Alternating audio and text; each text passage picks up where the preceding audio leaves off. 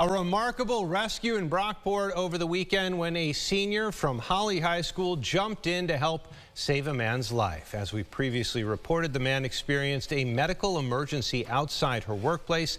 Natalie Kutchko picks up the story from here.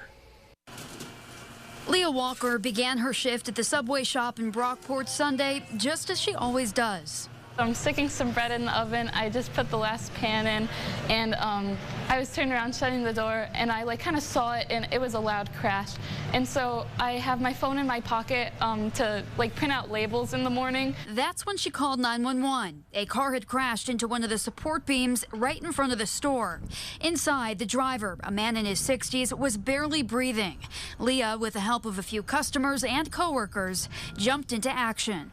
We tried to open the doors, but his doors were locked. While I'm still on the phone with the police trying to keep them, let them know what is going on, I run into the back and I grab her key to that we have a wooden rod on, and the men break the window open. Leah began chest compressions on the victim almost right away. As EMS crews arrived, they then administered an AED.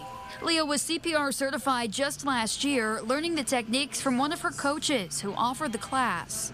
Officials say without that training, it could have very well been a different outcome. And they all assisted her in the compression she started, and we've got a favorable outcome. And that's the unusual piece. You know, there's a lot of times people do CPR, but not a lot of times will you have a survivor out of it. So. It all just happened.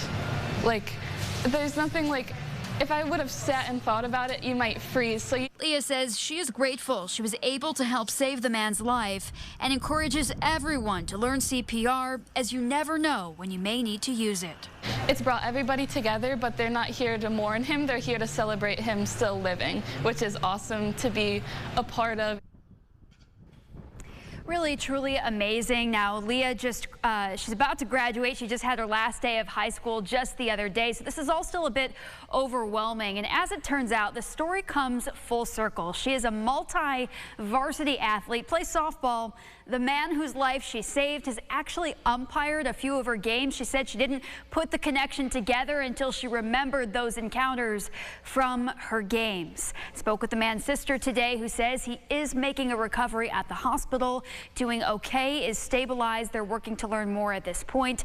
Of course, extremely grateful to Leah and the first responders who rendered aid that day.